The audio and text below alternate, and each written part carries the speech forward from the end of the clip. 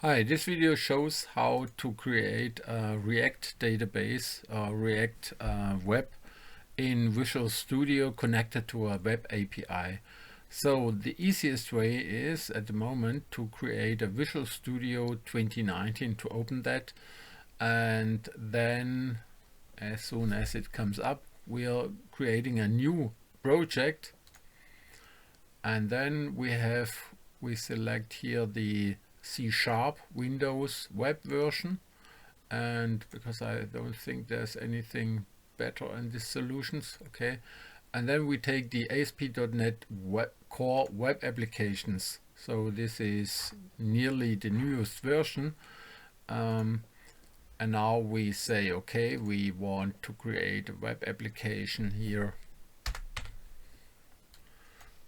For this case it's my React 03 demo, and in there, when we create it, we will find now the a better selection. So this is, we have here on default, creating a new ASP.NET is always on core, it's not framework anymore, and we should start in ASP.NET Core 5. It's a disadvantage when you select the previous one, because the migration from 2 or 3 to 5 is always a problem. So we start in ASP.NET Core 5 and ASP.NET Core. And then we have several selections here in this main selection, and you should create here something with the ASP.NET Core with React.js. And this will create a front end and a back end, or a single page application and the back end. And we have here the authentication. You should always select here the individual user account, which includes the Microsoft identification framework, which is very helpful if you need a login on there, and when you save the passwords and all that stuff in the background inside the application. So when I select this one, here configure for HTTPS, and then we start it. We go to the creation. Now you will see Microsoft creates a complete solution, always with a weather and a counter example. First I start it, and meanwhile while I start this application, you will see we have here the React application. All that stuff is the ASP.NET Core, and inside there's the client application, which is pretty good stuff prepared. There we have the source and the routing. What is now the main app, the routing when you come the URL, which defines the ongoing project. This is splitted here in the startup, and inside the startup there's the main block here, the configuration. You will see it connects a database, because it also creates the default identity. So the identity framework is here in the first block defined that we are using it in. And there's also one position here on the use spa static files, which means it roots on default the client app /build. So it includes the client app inside the main project. So we have the backend and front end on one application, and then it has the app use routing, and it has first it goes to the app endpoints, which are from default the web API address, like my data / and then some data. Now the system comes up. Where is it? Did it come up? No, not at the moment. Now it's running in here, still compiling. So while it's running, we will go on here. It uses the endpoints from the controller and the endpoints from the single page from, in this case, it's our React application. And now the React came up. And now you see this is the complete application. There's some demo stuff, some roots in there. This is React. You see it's React. It uses already the menu bar from React. So when you collect it here, then you have the material UI from there. And when you select this one, for example, when you hover above it, you will see this is the main root here in the corner. When you go over counter, you will see there's the /counter path in there. And now when you go there, you see, oh, there's a nice, it's counting, but now this is counting on the front end. It's not going to the back end. That's very different to Blazor, Razor, and all that stuff. And you have here this on fetch data, register, and login is all also implemented. So when you go to login, you will find here a logging process which is coming up here. It's compiling that site, that page, and then you may enter your address and some data.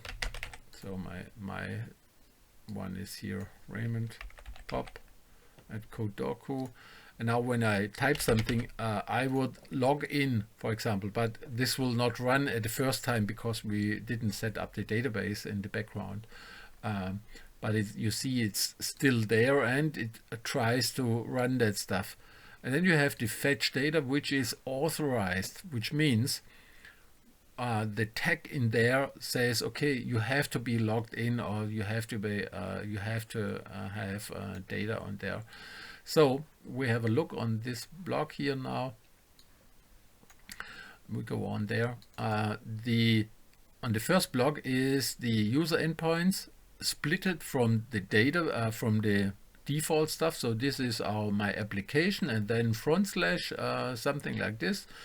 And then you have the spa addresses, which is simply all the other roots, / my application, something else. All that stuff goes into the client app, and then the client app decides here what's the routing inside there. So now this routing, now we are here in the startup file.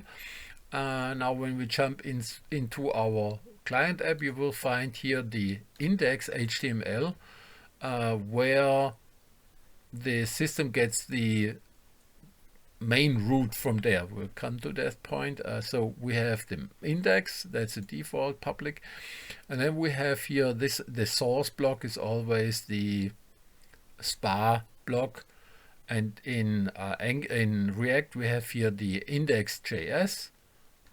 Now the IntelliSense is coming up and the formatting. You will see that's the routing. It looks for the base routing, and it takes the base route, which is from our entire application, and it looks up what is my base route, and it looks up in my index file on an empty file what is my base routing, and from there it gets the relative routing from of that site. And now when we come to our app, you see that's all we have now our routes in there in the app, and it loads the components, and all those components are already in there. You see that's the layout, and then we have a route, and the compiler or the machine comes in and comes from top down, and then when it finds the base route, it will jump to home, to the component home, and now you see there's a component home, and it loads all that stuff. So you have a pretty good route, pretty good frame where you may define all your stuff. Then you have here, that's the layout component.